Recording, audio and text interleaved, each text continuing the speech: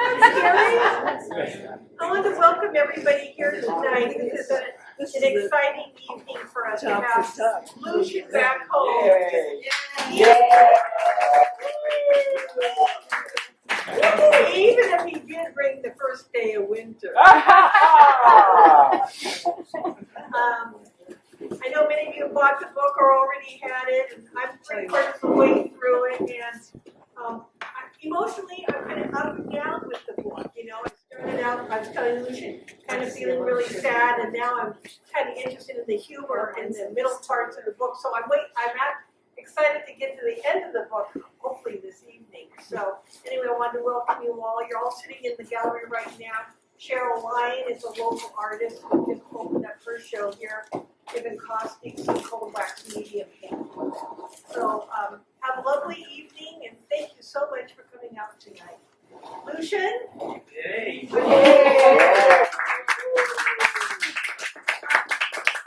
Lucian and I go back to my museum days, and Lucian was a graphic designer for the museum. And, he did so many projects for the museum. And so I don't know him as an author. I know I'm a graphic designer, so he's a talented guy, and I'm really happy to have him here tonight. I was like waiting in secret for all those years. Well, amazing. Thanks, everybody. It's amazing to see so many friends here and people that I've known on the internet but never actually met. Trish. And people in my own grade group. So thanks for coming.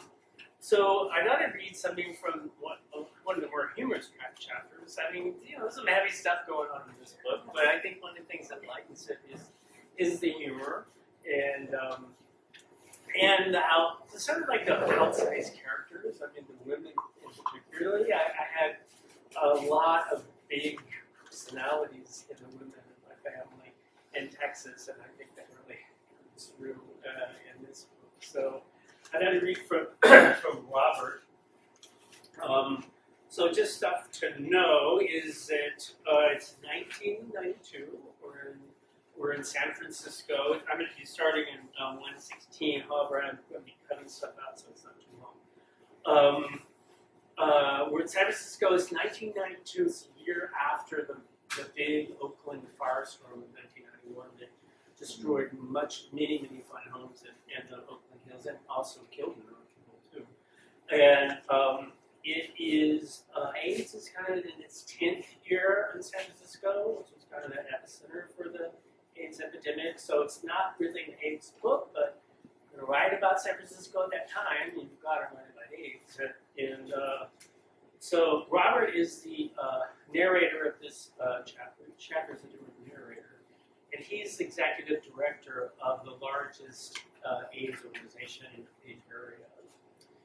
And he's 20 years older than Kyle. Kyle, I don't think of him as a protagonist, really. I think of him as kind of the pivot character. He's the character around which everything revolves, but he's not really the main character. We'll talk about him a little bit afterwards. So anyway, he's 20 years older than Kyle. Kyle was living in his car in this little natural history museum overlooking the Castro, and they were dating, but he didn't really know that Kyle was homeless at the time. And he takes Kyle in, and at this point, they've been living together for about 6 or 7 years. Kyle is 20 years younger than Robert. He's extremely good looking, and he so a bodybuilder. When he came to San Francisco as a scrawny kid, he built himself up. He is kind of possessive and has forced Robert into this monogamous relationship, much to Robert's chagrin. Another thing to Robert's chagrin is Kyle's mother has come and is living in the in-law apartment downstairs, and Robert wants Kyle to find an apartment for his sister to visit him. So here we are. It's 1992. We're in the Castro in San Francisco. I hurried up the Muni subway station's broad steps, worried over being late for dinner with Kyle. Even the slightest inconvenience he took as a personal affront. That afternoon, our meeting ran long at the mayor's office.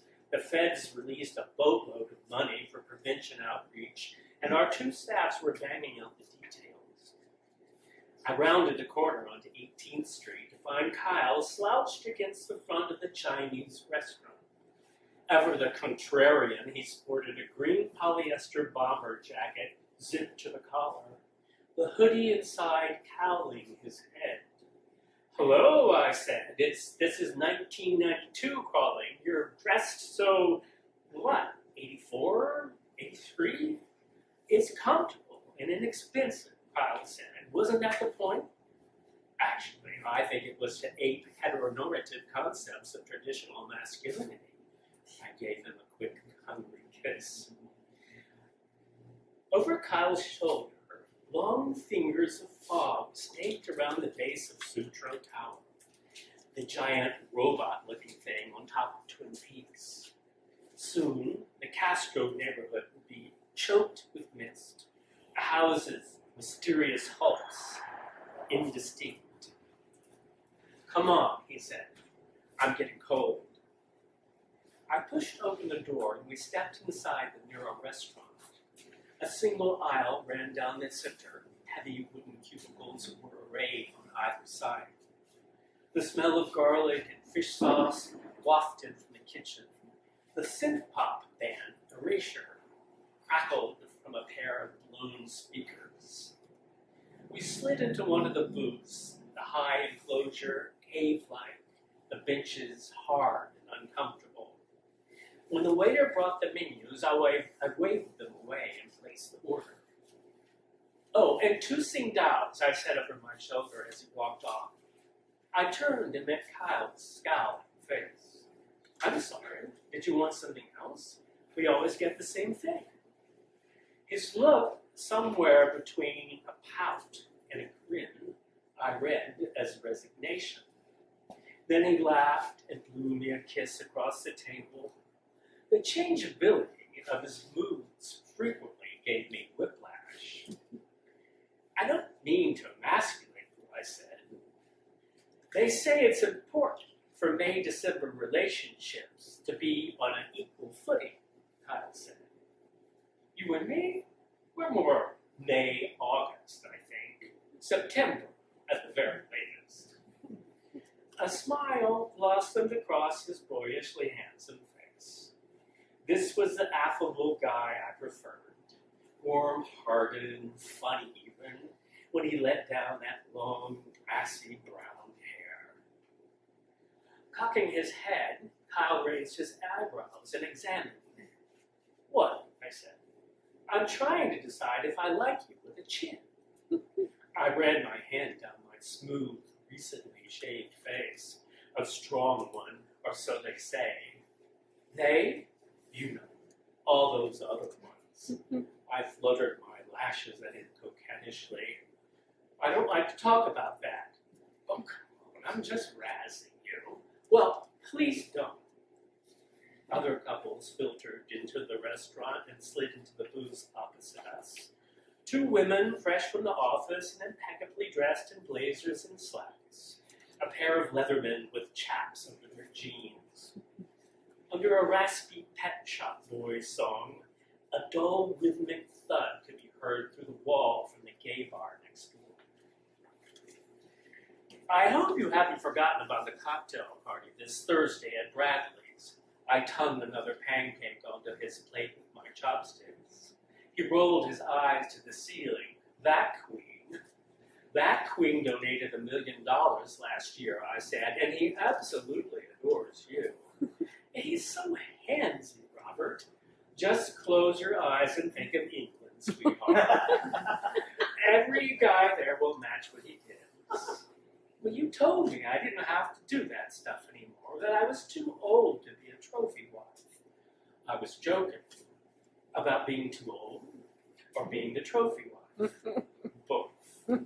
He shook his head and sighed, a veritable stereotype of disgust. "You know Thursday's TV night. Cheers, Seinfeld. Me and Mama have a standing date. Speaking of, don't ask. I gave him my best deadpan, my unstoppable force to his unmovable object. No, we haven't found anything yet, he said. Kyle, you know how hard it is to rent in our neighborhood. Exactly, I said. That's why you need to get on the stick. There's only 1 month and a half left. Have you even looked? Some. I've been patient, Kyle. I've made allowances. Allowances? He said clearly. I let you move in when you were homeless. I wasn't expecting that. Or your mother, or the fucking monogamy now that it comes to it. Sure, I see the logic. My prevention people have been harping about it for years. I thought you did those things because you loved me, he said. It's just gotten so complicated, Kyle. Yeah, like you whoring me out to your donors. The veins of his muscular neck bulged more than they usually did. His lips were lifted slightly in a sneer. I am simply asking you to stand around with a bunch of amiable guys and drink free booze and smile. Plus, make some effort to find your mother an apartment, or I will. Is that a threat? Given where we currently stand, I'd say it's more of a promise. Let's not argue anymore, Kyle said. It's giving me a headache. Let's go next door and dance. It's our one night off from Mom. We're supposed to be having fun. We are. I gestured to the mess between us, empty platters and bottles of beer. And look at this place. Just like me, cheap, but fashionable. You are neither of those things, Robert, Kyle said. And I mean that as a compliment.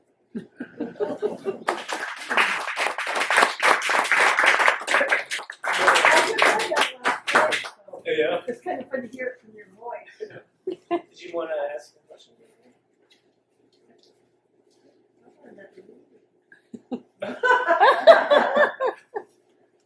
Does anybody else want another ring? I don't know. Yes. Sure. Yeah. You want me to read one of the Texas ones? Those are fun. These Texas chapters are upsetting. It starts with the betrayal of the daughter that precipitates the violence, and both the physical and psychological violence. But there are also plenty. New York Times called them deliciously droll, so I'll take that. Let's see. I guess we could read the beginning of the second chapter. Is actually came from a POV class in a drama I did through 29 Writers. Did you take that? No, it was an online thing that she did 1 year, and it started out as a sort of inner city youth. I was thinking mostly Hispanic, but I'm like, I can't run this through. Hispanic people, why don't I make them, be conversion therapy? So that's where this came from. So I'll just read a little bit from the opening of that. And it is written in a foreign language. It's called Texan. Hope you all can understand it.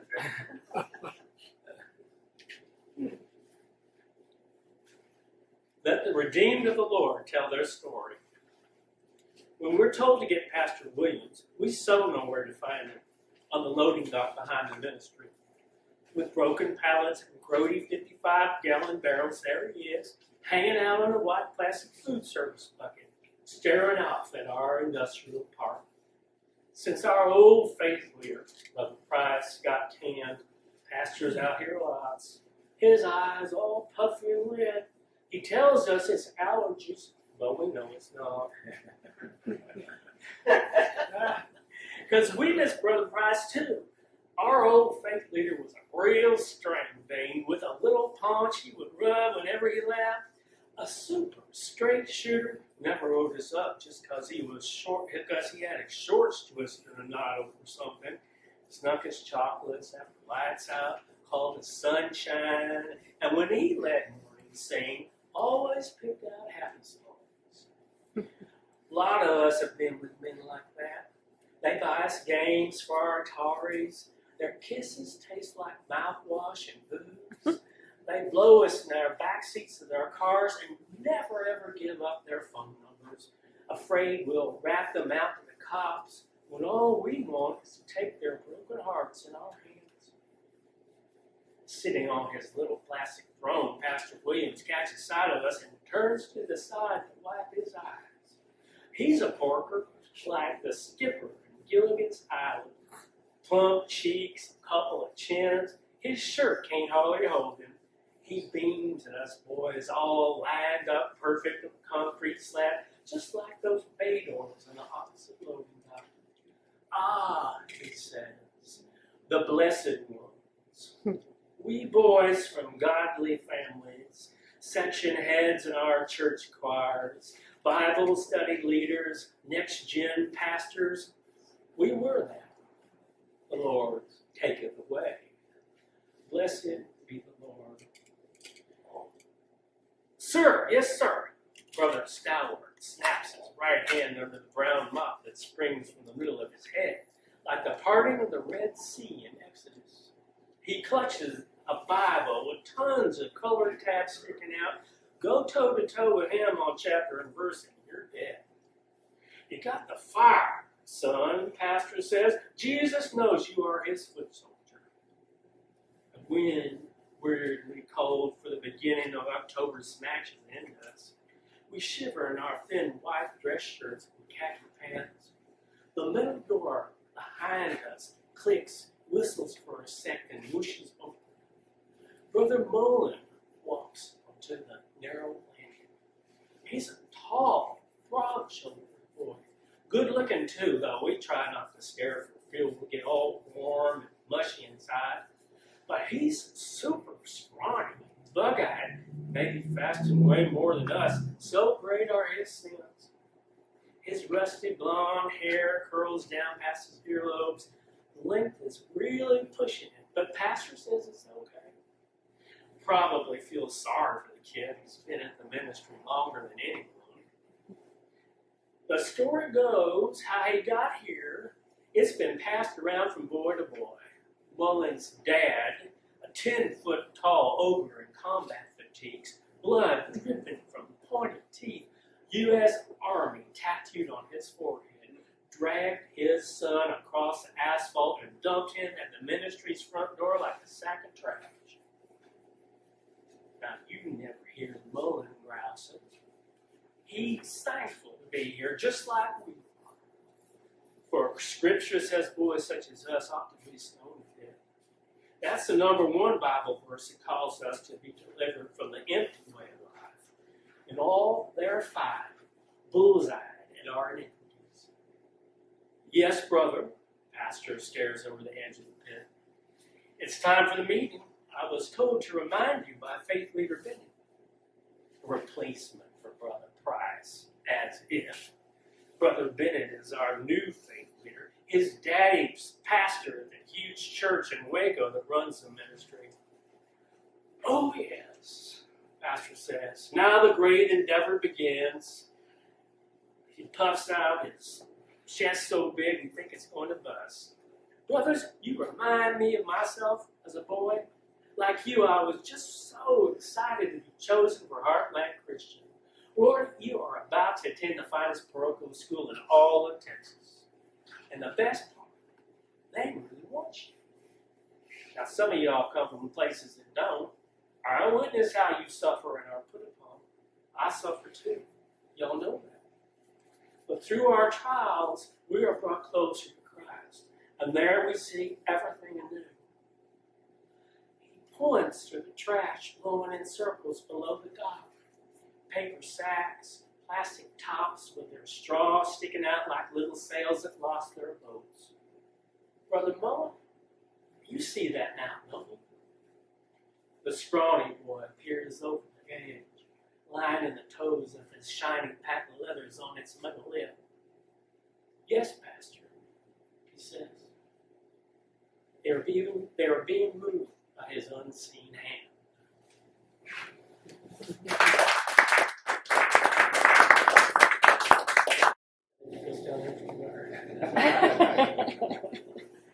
you want to ask me questions? Let's see. Well, it was, as I mentioned earlier, the first chapter kind of, as a mother, affected me. Couldn't imagine sending your child away, especially in different circumstances. So, I don't know, what's your response to what people said to you?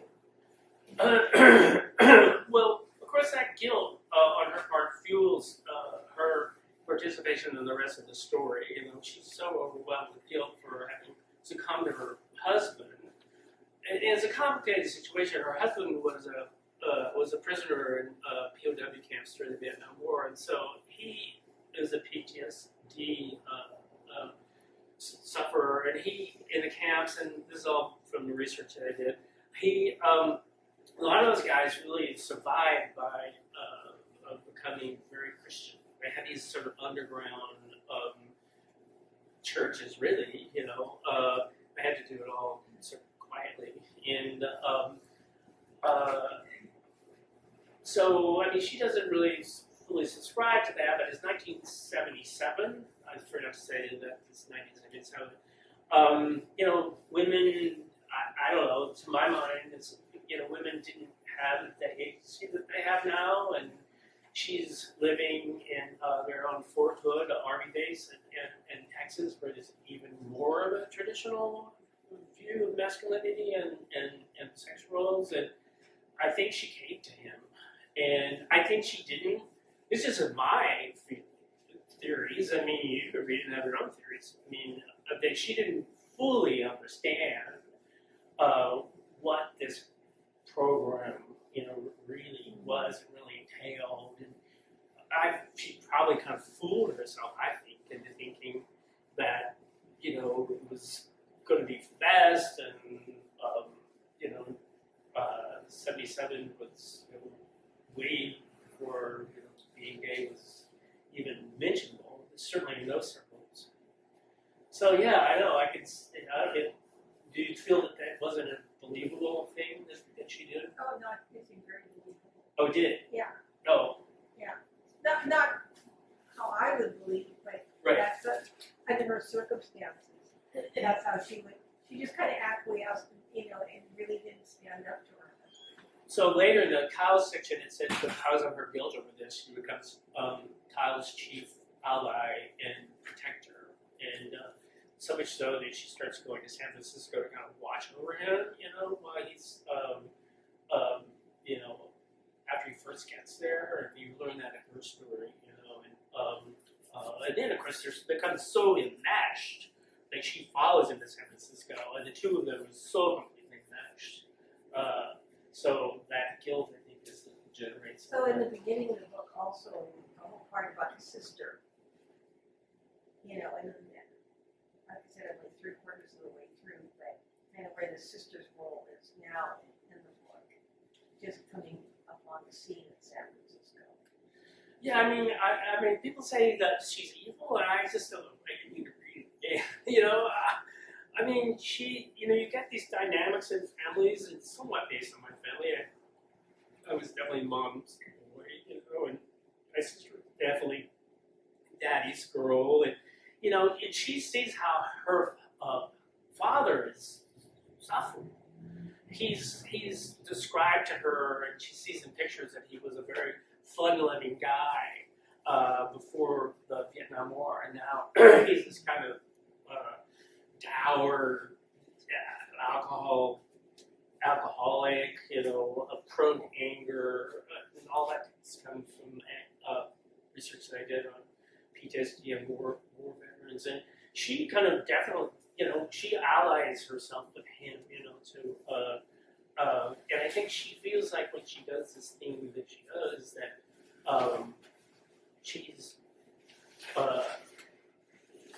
she's doing it for him somehow. And she says, you know, she hopes, she wants through this action that she did for the fun dad to come back.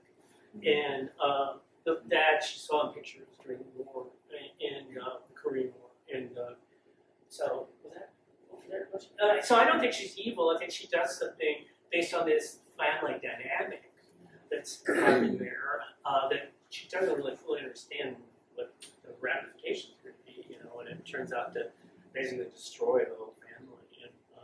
And the mother plays a role in making her feel evil. Absolutely, Or she being does. evil. Absolutely, she does. Yeah, I mean. How autobiographical is this, if at all? Well, I used to have that. I used to kind of like this metaphor of like you shine a light, a white light, and in the white light is sort of life, and you shine it through the prism of story, someone else's story, and it comes out refracted on the other end as this story that you read, So, I mean, like I just said, the family dynamics are very similar when it describes where people are sitting on the couch in the first chapter. That's very much the way that we sat, on the couch in my family, and which was kind of a physical manifestation of the relationship in the family.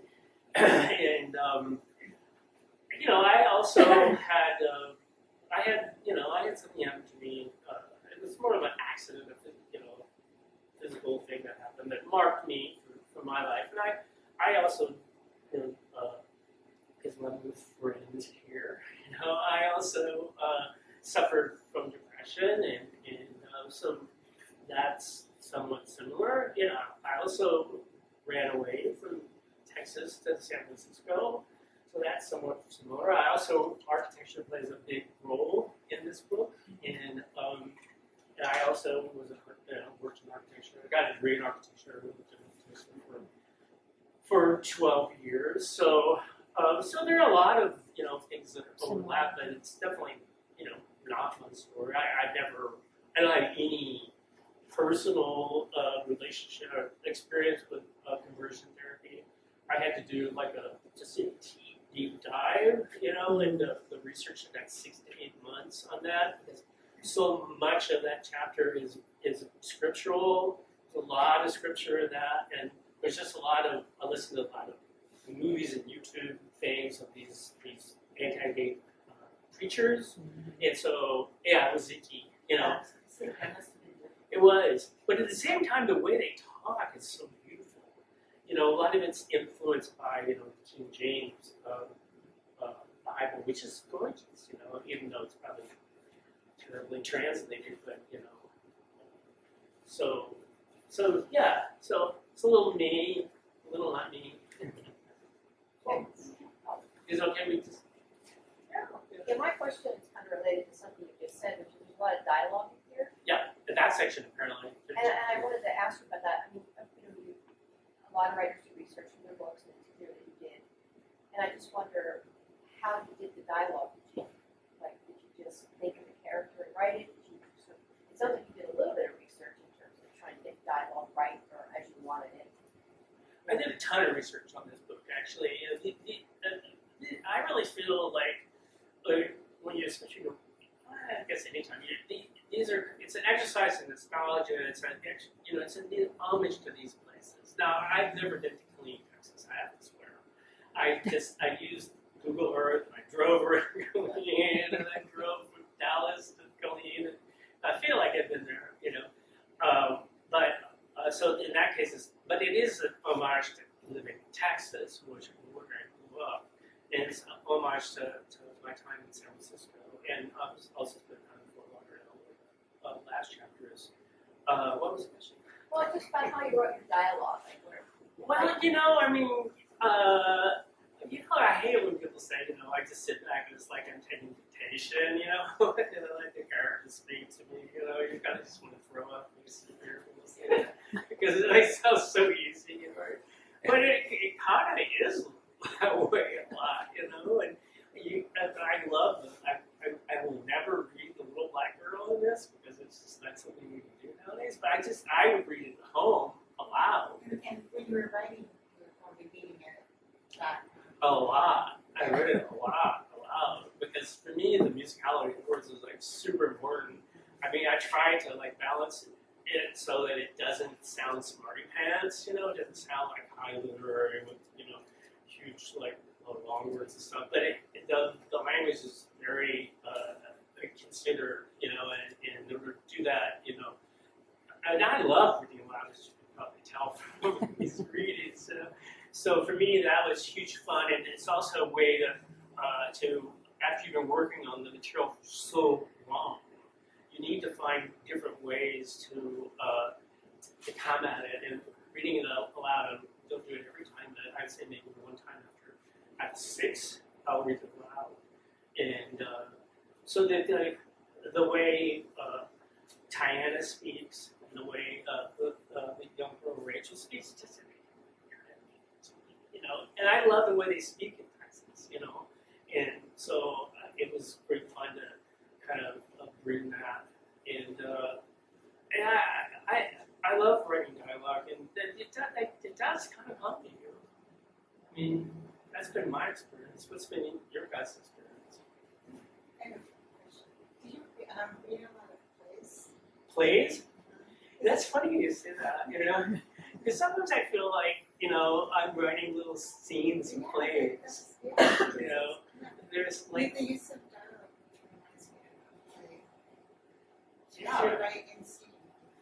yeah. I started out in Anchorage doing standing notes, doing theater. Yeah, it does kind of feel like there's of course I love to write description, but there are long sections where the description falls away and it's just generally two people talking. So I mean, I've often thought that I was kind of writing little plays. I'm glad you brought that.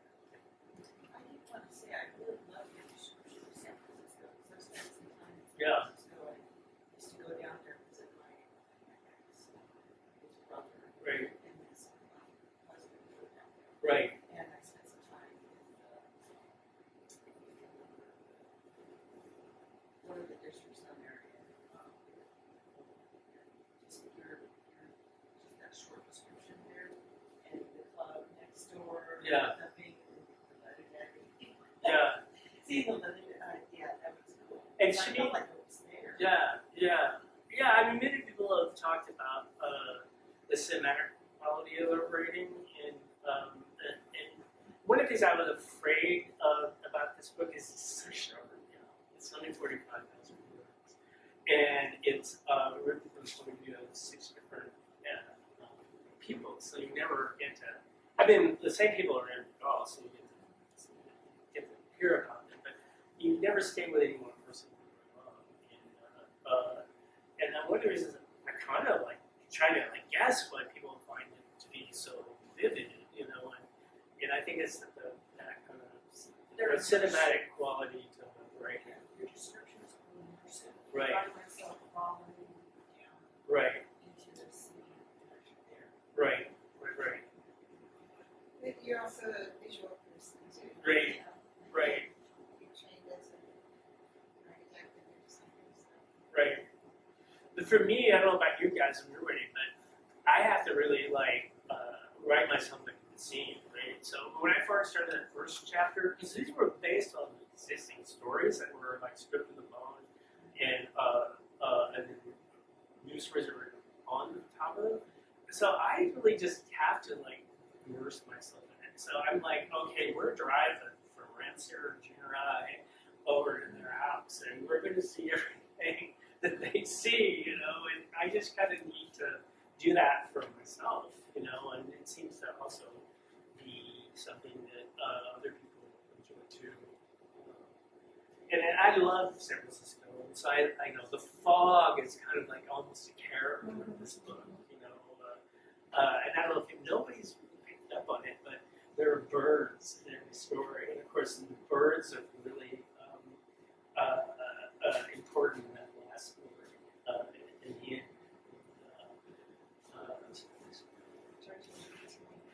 Georgia read that tonight. Go like, oh, where are the birds? Anybody else have any questions? Not really, but I just started noticing there were birds that kept cropping. It was like, I don't know if you've heard Lori, love Lori Moore, because she has that same. She will like just break your heart, in the space of like 3 sentences. She'll break your heart and she'll totally crack you up, right? So she's kind of like a role model for me because there's a lot of humor in this, but there's a lot of pain and poignancy too. And she noticed in her collection of Birds in America, there were a lot of birds in her short stories. And so she went back in and she wrote birds into all the stories and named the collection Birds in America. So that kind of happened for me, and I had the ending, and I want to give it away, but did you read the ending? Oh, okay. I had it, so when you get to it, you'll know. This kind of like turning point in that last scene is it hinges on these birds, and so I had that, so I knew how important birds were, and so I kind of like wrote them into places that I hadn't before. It was, it worked for Lori Moore, so. Do you write every day? Well, this is like a pandemic book, so we were in lockdown, and also I just lost my husband.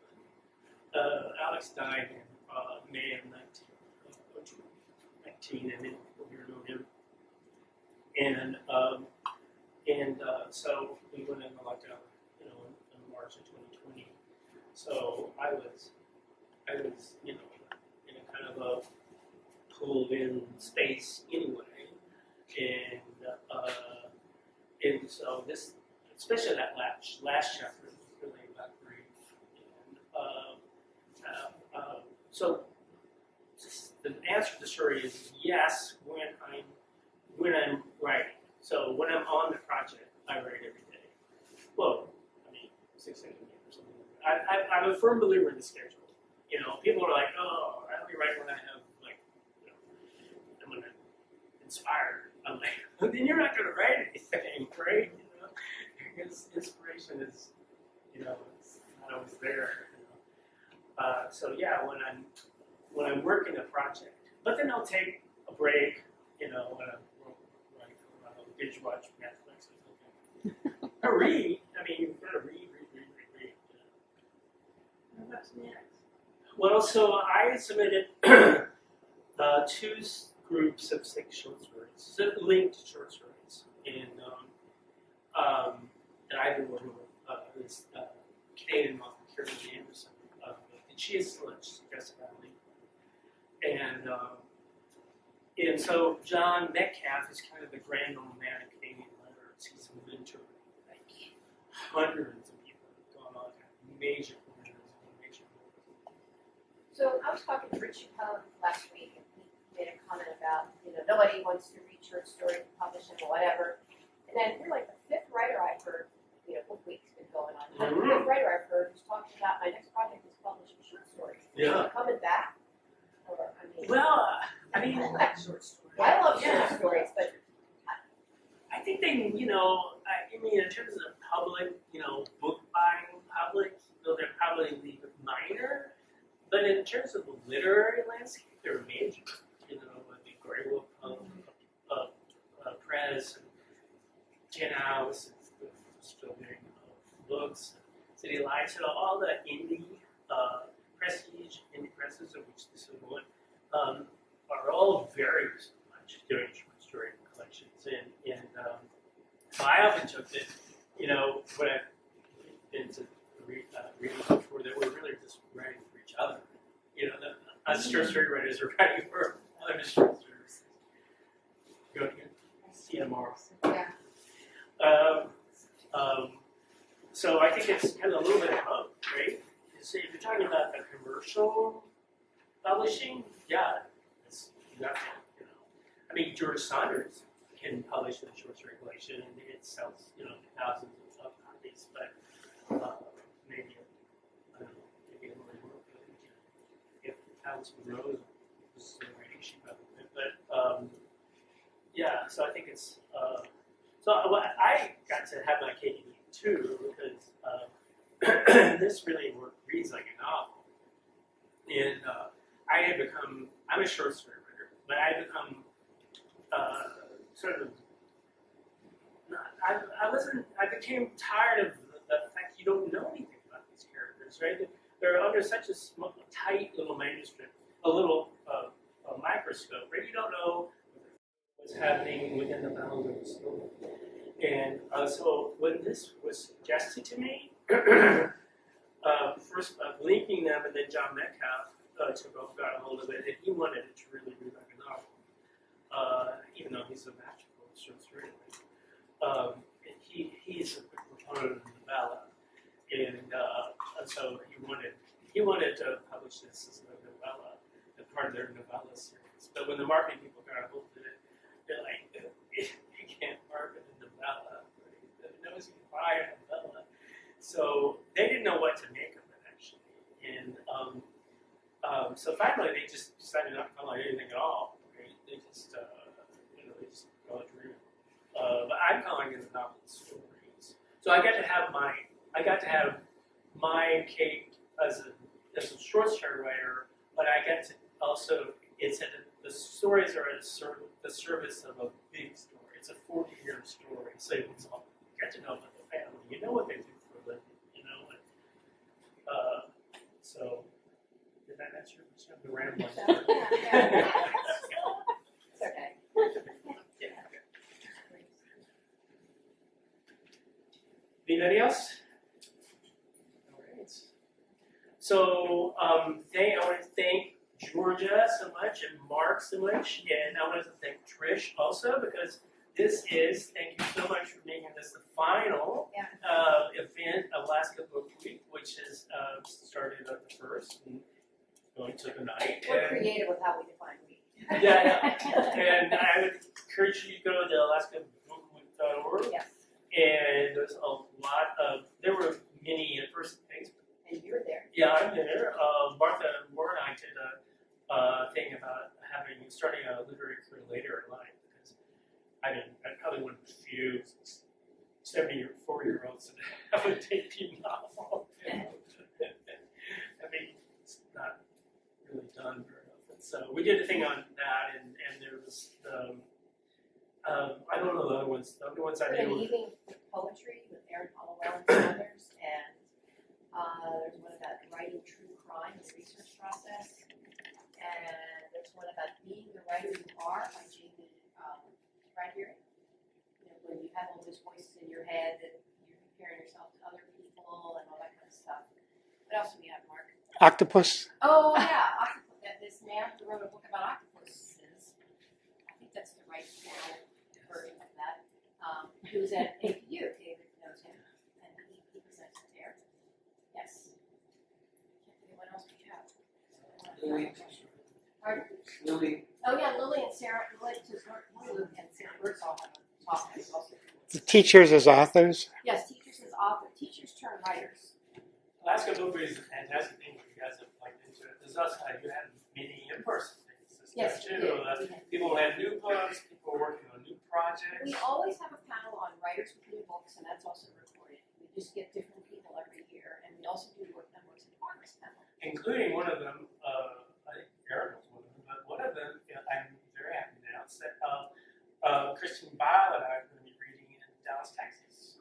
November the 14th. Yeah. She has a very fun book, Lookout, and it's very different from my book, but there's a lot of commonalities. They both feature a central character who's kind of like on the edge of all the action.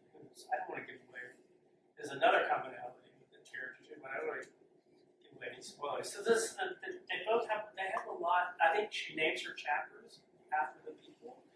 And so I said, there's a lot of, synchronicity. Why don't we do a reading? And she's published by Deep Vellum, which is kind of, Deep Vellum and Biblioisis are two they're bookstores, but they've also become really high-end literary publishers. They both are literary works of translation. So they're kind of kissing cousins, so it made sense to have them. So anyway, check out alaskabookweek.org. Bookweek.org. Yeah, we have those. Yeah, They're all Alaskan writers? yes. Right? They're all Alaskan writers, or Alaskan topics. The mystery writer. The mystery, I don't know about the mystery writer, but they're either connected library able to purchase their writings in there? Not from that book, not from the website. But it just featured. But you'll go to the book cover there and you'll see what the book is. Yeah, check it out. Very may have And there's much bios. Yeah, I'm sorry. Very may have much. And your team?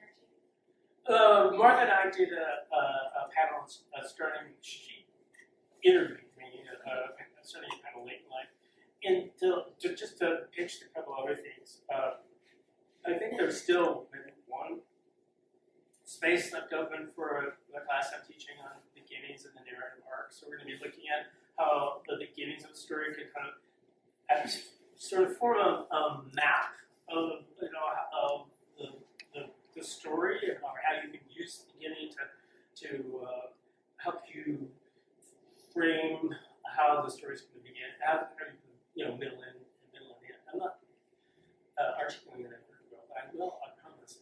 And you also have a talk last year's or last couple of weeks, and we're all the last few years are archived on our website, where you and Martha talk about rescue stories. Yeah, because I had read this, I had done one for the Anchorage Press, when we were writing the Anchorage Press, way back in like 2010 or something, right? No, I mean 95 or 6, and I mean, this isn't that bad, and stuff I posted it again. Yeah. But to also, I think other the things we are having, the 49 Writers, has been so amazing to, we're going to have a program on the 19th. This is going to be interesting. Martha Moore is going to be moderating it. Barbara will be hosting it. But since there's a lot of queer social issues, we've asked James Hoagland from the Four Rays to join us.